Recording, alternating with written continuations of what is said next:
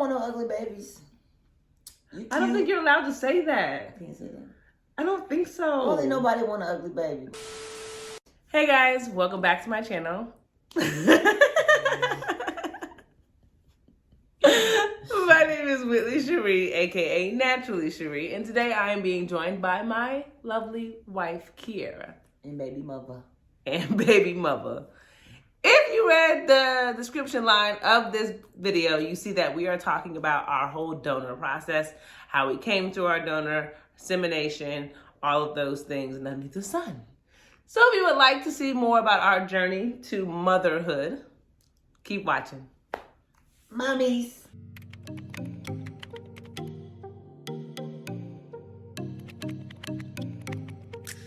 Boom! We are back. And we are talking about our entire process of finding a donor, securing a donor, receiving the donor specimen, and insemination. And baby. Boom. So for those of you who don't know, I am pregnant with our first child. Yeah, say hi to my son. We are 5.5 months along, and we are officially at the halfway point. Yes. Goddamn, finally. It's so long. Like they say, it goes by fast, but I feel like this is the longest pregnancy ever. I think the issue is because we knew early We on. were expecting to be pregnant, so Yeah. we were checking to be like pregnant. 2 weeks after. So we knew at like a solid 5 weeks that we were pregnant. So we've just known from 5 weeks all the way up to 21 weeks, and now we're just like, am I still pregnant? I'm still pregnant. Still pregnant. Now, I will say the hardest part... Still pregnant. Yeah. Sorry. I will say the hardest part, I think, about the entire process was selecting a donor because she's picky.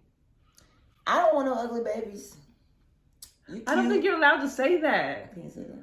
I don't think so. I don't think nobody want an ugly baby, but there are ugly babies. Some people features just don't mesh well with other people's, you know.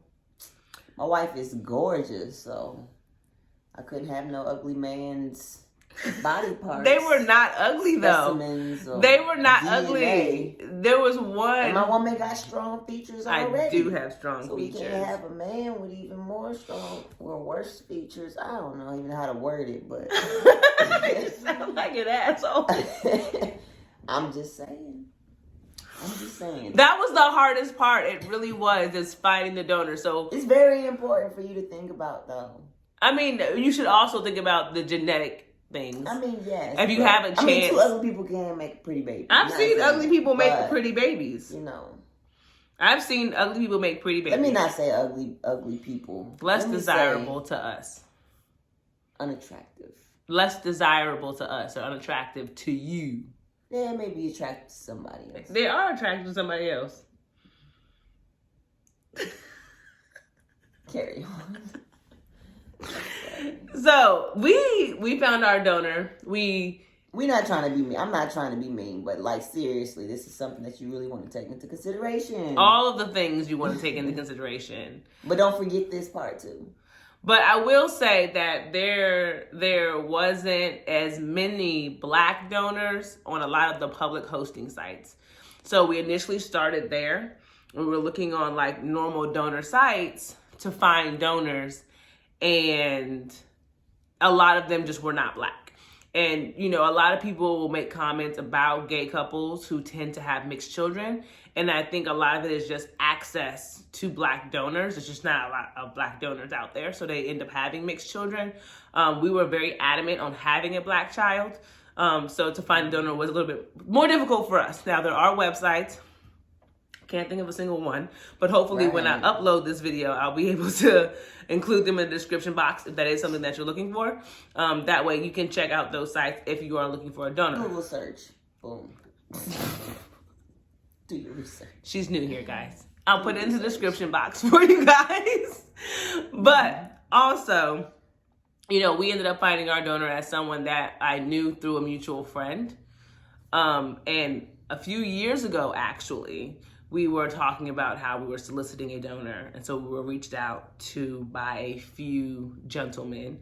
And so we kind of went through the process of like kind of selecting whose features we liked, who has background history. She claims that our current donor, our baby father, our baby daddy, that's what we call him, but we'll get there. Anywho, that she showed me his picture. He was in the first batch. Then, that was like, what, 3 years ago? Yes. 3 years ago? 3 years ago. He was in the first batch. He was in the very first batch. I do not remember seeing this man's face.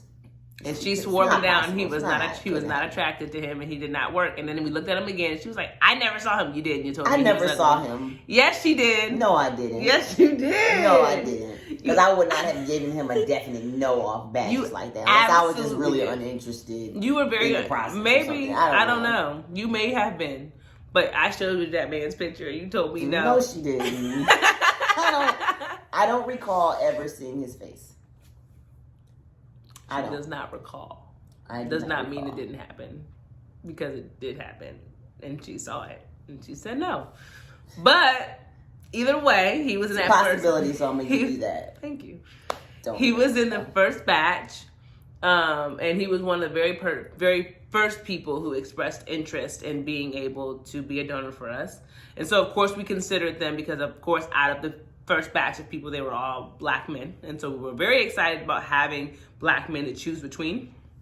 And then the way we really went about settling on who we were going to choose, I think came down to a few things, really. It came down to one, what they looked like, how we thought, the features looked, and how they looked as children, and how they would look, how their current children look. How their them having current children.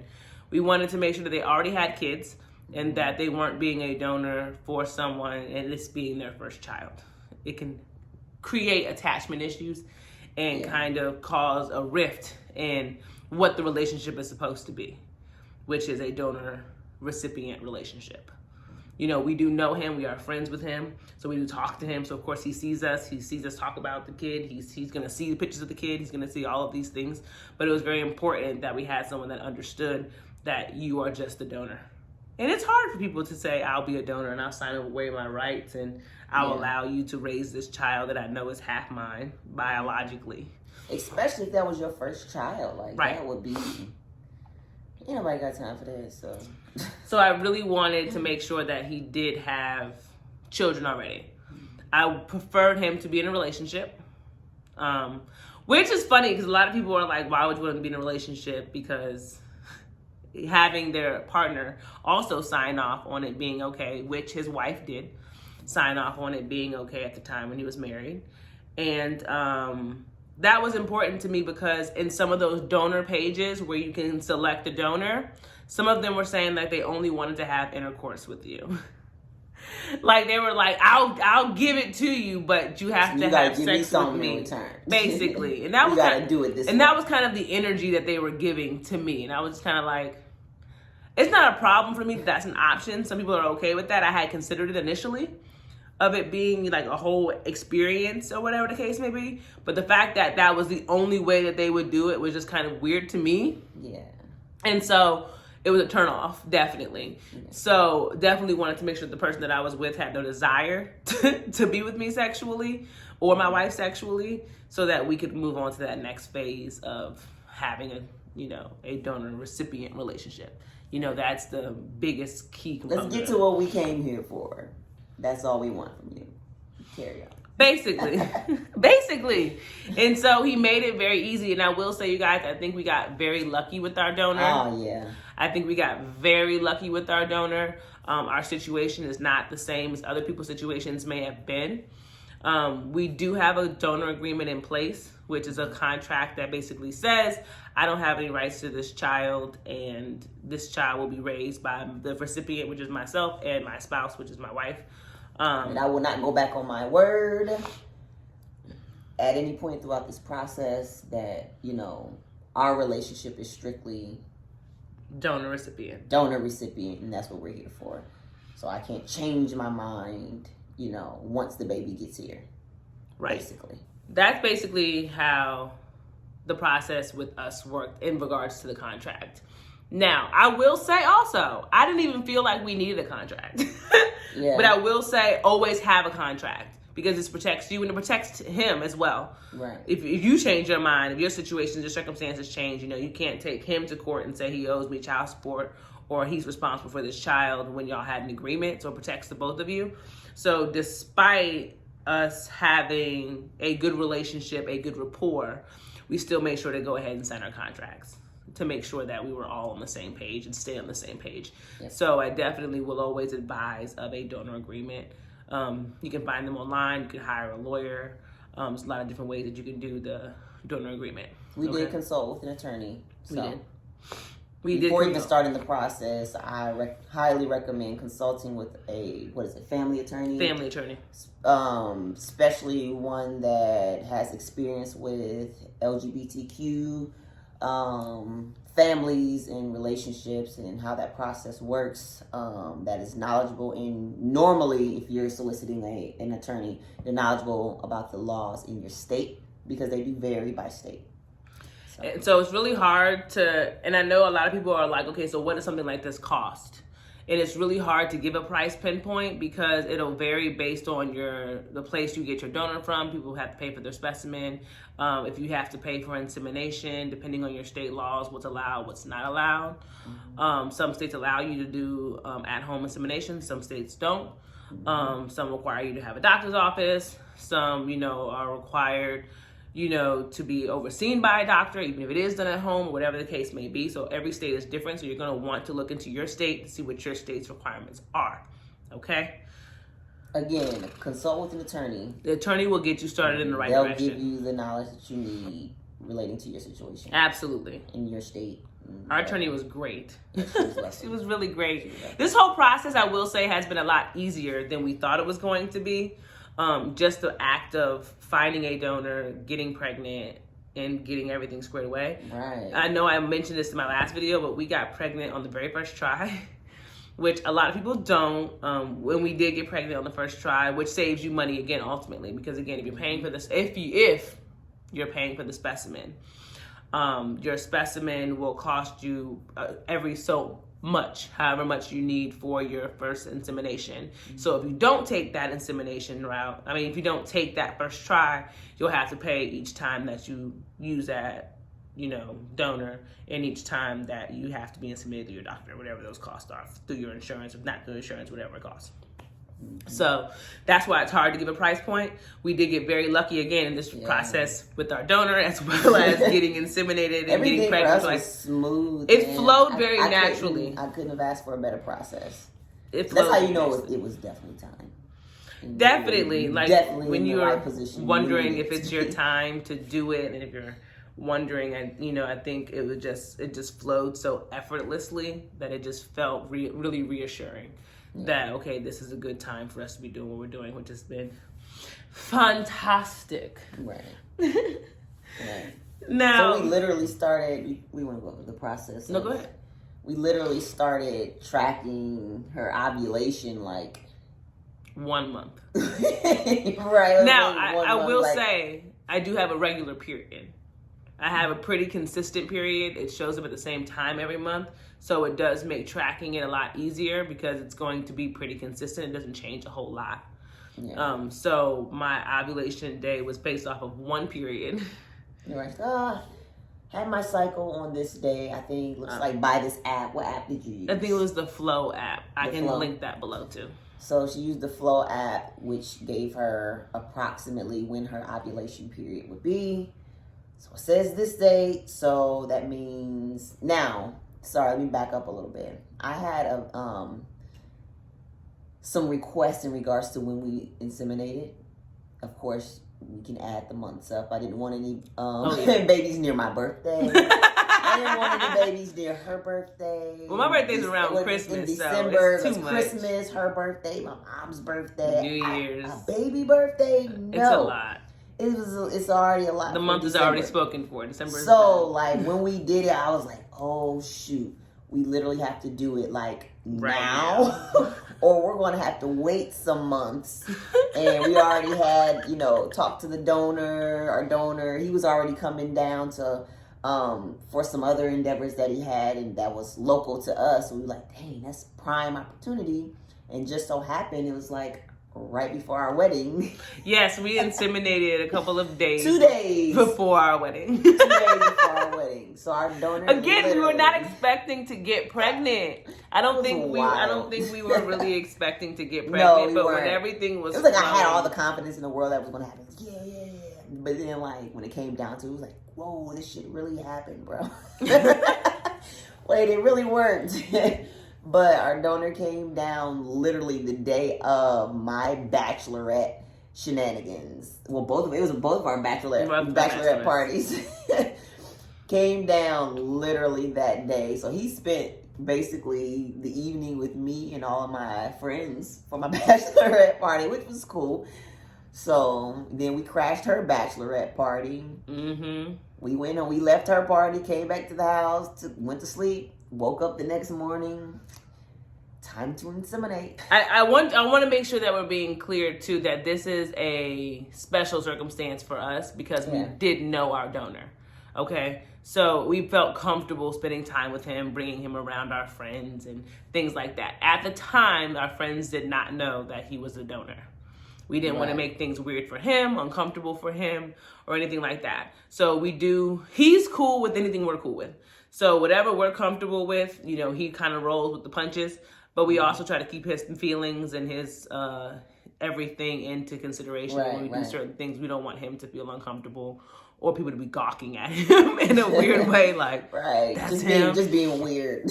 Right. So, our circumstances were different because we did do a known donor. Yeah. A lot of people will advise against known donors because they feel like it can get messy and it can create problems, but that's where contracts come in and second adoptions. So during our third trimester, we will be moving forward with our adoption process, which is where they allow her to go ahead and adopt the child before the baby is born. He'll sign over all his rights before the baby is born. And then bada boom, bada bing, you got 2 months. And again, say he changes his mind. We have that donor agreement that states that he cannot change his mind, basically. However, no, it's not legally binding where that's the agreement to sign his rights away. However, I mean... gives us legway. Yeah. It gives us that edge in regards to that argument, if it ever came about. Right. But again, like I said, we are very lucky. But it's very, very important that all parties involved have a conversation about the process. What are expectations on both ends? Yeah. You want to have that conversation with everyone present and, like you said, this is his life too. What are expectations? What do we look for in regards to, say, our child becomes sick or develops an illness and we don't know the history, within his family. Right. Or if we need to contact him to see, whatever in regards to our child's health. Right. So being able, having that dialogue in regards to, okay, if this happens, can we call you? What if, when our child becomes, has a voice for himself and wants to know where they came from, where he or she comes from. And with that open? That was very Do important. We want that? You know what I'm saying? We, whatever, of course we want whatever's best for our child, but we want to, see where he stands, and you want to see where they stand, when it comes to those situations. And, understanding where you stand will help you lead those conversations and help you selecting a donor. We had conversations prior to about what a donorship would look like for us, what we wanted our child to have access to if they asked questions, if they wanted to know where they came from. For those who don't know, I have a psych background. So I learned child development, and I know that a lot of children will just inquisitively wonder, where they came from. And I wanted to be able to give that to my child. So it was very important for us to have a donor that was known.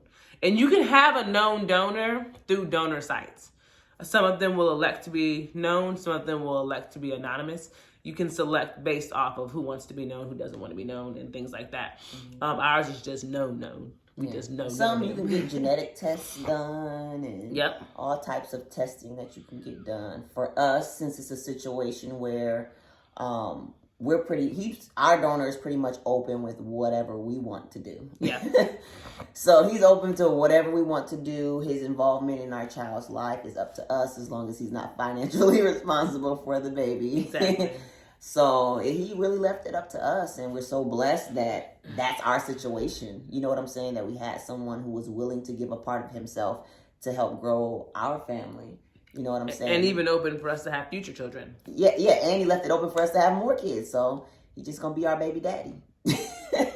And he's fine with us calling him his baby daddy. I mean, our baby daddy. We have a lot of fun. He calls us baby mamas.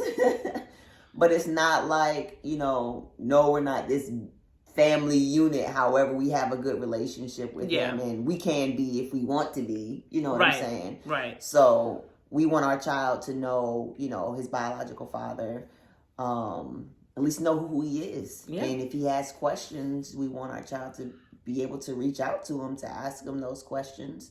Mm-hmm. Or if our child wants some type of relationship with them, we want him to, be open to that if it came about.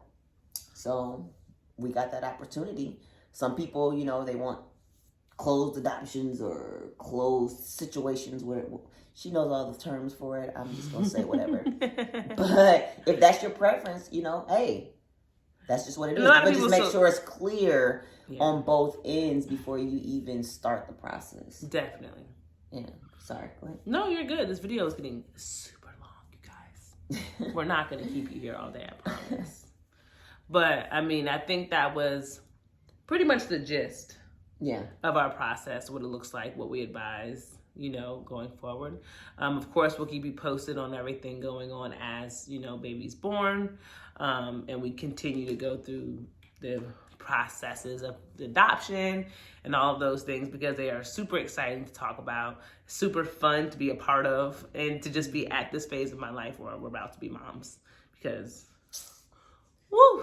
He's coming. He is coming. He's definitely coming. But thanks so much for checking out our video. We'll keep you posted. If you enjoyed this video, please don't forget to like, comment, and subscribe to the channel, because we were going to keep you going on this entire process with us, which is super exciting, because being able to document it, you guys being able to see it, and also being able to help families in the future who might be wanting to go into this process as well. So again, make sure y'all just go ahead and subscribe to the channel. Just hang out here for a while. Right. We're friendly. She's friendly. I can be. Just depends on the day. But until next time, see you in the next video. Bye. Bye. Say bye, guys. Baby says bye.